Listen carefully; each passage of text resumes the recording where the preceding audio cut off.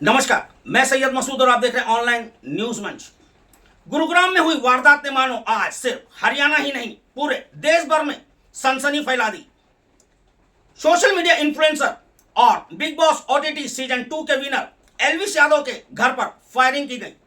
Media reports के मुताबिक एल्विश यादव के घर पर लगभग 20 से 25 राउंड फायरिंग की गई।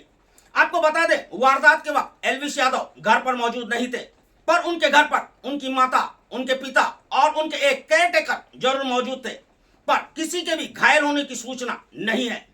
अब इस वारदात से जुड़ी सीसीटीवी फुटेज सोशल मीडिया पर जमकर वायरल हो रही है और सवाल खड़े कर रही है हरियाणा के कानून व्यवस्था और पुलिस को लेकर के। इस सीसीटीवी फुटेज में साफ तौर से देखा जा सकता है, लगभग सुबह तड़के 5:25 पर एक बाइक पर सवार होकर 3 लोग एल्विश यादव के घर के करीब पहुंचते हैं, जिसमें से 2 लोग एल्विश यादव के घर की तरफ चलते हैं और ताबड़तोड़ तरीके से एल्विश यादव के घर के मेन गेट, दरवाजे, खिड़की और उनकी घर की दीवारों को ताबड़तोड़ तरीके से निशाना बनाते हुए लगभग 20 से 25 राउंड फायरिंग कर वहां से फरार हो जाते हैं। अब इस वारदात को लेकर के एक सोशल मीडिया पर कथित तौर पर एक पोस्ट की गई है और इस वारदात की जिम्मेदारी ली गई है।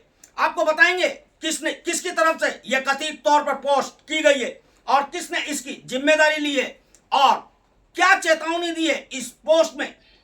उससे पहले आप सुनिए इस मामले को लेकर के एल्विश यादव के पिता राम अवतार यादव ने मीडिया से क्या कुछ कहा है।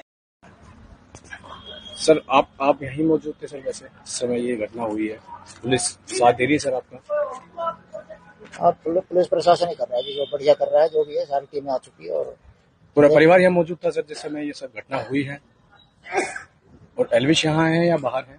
वो अपने काम से वो काम से गए हुए हैं। कितने बजे के आसपास ये घटना हुई है, कुछ अंदाजा हो? आप क्या कर रहे थे उस समय सर? सोए हुए थे।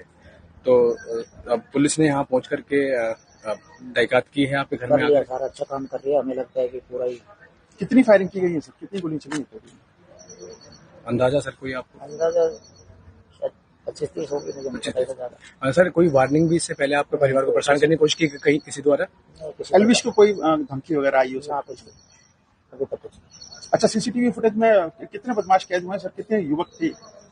3 दिख रहे हैं, 3 मतलब 2 दिख रहे हैं, एक उधर बाइक, मतलब बाइक आई है जैसे 3 दिख रहे हैं, लेकिन 2 ही गेट पे दिख रहे हैं। तो सर यहीं घर के बाहर खड़े होकर के सरेआम उन्होंने गोलियां चलाई हैं? ठीक। अब इस वारदात से जुड़ी कथित तौर पर सोशल मीडिया पर एक पोस्ट वायरल हो रही है, जिसमें भाव गैंग की तरफ से इस सारी वारदात की जिम्मेदारी ली गई है। भाव गैंग हिमांशु भाव नामक एक 24 वर्षीय युवक चलाता है, जो पहले कभी नीरज बवाना की गैंग को संचालित करता था विदेशों में बैठकर। अब उसने अपना खुद का गैंग बना लिया है भाव गैंग के नाम से, और उसी ने इस सारी वारदात की जिम्मेदारी कथित तौर पर सोशल मीडिया पर पोस्ट करके ली है। उसी की तरफ से सुनील फरीदपुर और रितोलिया ने इस सारे हमले की जिम्मेदारी ली है, जो कथित तौर पर भाव गैंग से जुड़े बताए जाते हैं। और उन्होंने सोशल मीडिया में जो वायरल पोस्ट हो रही है उसमें कथित तौर पर लिखा है कि एल्विश यादव ने सट्टेबाजी से जुड़े एक ऐप को प्रमोट किया था, जिस कारण इसके साथ ये वारदात को अंजाम दिया गया है। और दूसरे लोगों को चेतावनी दी गई है, अगर किसी ने भी इस तरह के सट्टेबाजी से जुड़े ऐप का प्रमोशन किया तो फिर उस तलक हमारा फोन और गोली जरूर पहुंचेगी। गुरुग्राम में सोशल मीडिया सेलिब्रिटी पर हमले की यह कोई पहली वारदात नहीं है। 1 महीने के भीतर लगभग इसी तरह की 3 बड़ी वारदातों को अंजाम दिया गया, जिसमें 15 जुलाई के रोज एल्विश यादव के करीबी मित्र सिंगर राहुल फाजिलपुरिया पर हरियाणा के इसी गुरुग्राम में 2 राउंड फायरिंग की गई, जिसमें वो बाल बचे। इसी महीने की 6 तारीख को फाजिलपुरिया के करीबी मित्र और फाइनेंसर रोहित शौकीन नामक व्यक्ति को इसी हिमांशु भाव गैंग से जुड़े व्यक्तियों ने मौत के घाट उतार दिया, जिसकी जिम्मेदारी कथित तौर पर सुनील सिंघानिया नामक एक व्यक्ति ने ली थी। और आज इस तीसरी और बड़ी वारदात को अंजाम दिया गया, जिसमें एल्विश यादव के घर पर 24 से 25 राउंड फायरिंग की गई। ये तीनों ही वारदातें बता रही है कि हरियाणा पुलिस के सारे दावे हवाई है और यहाँ पर कानून व्यवस्था धूल दूसरी हो चुकी है।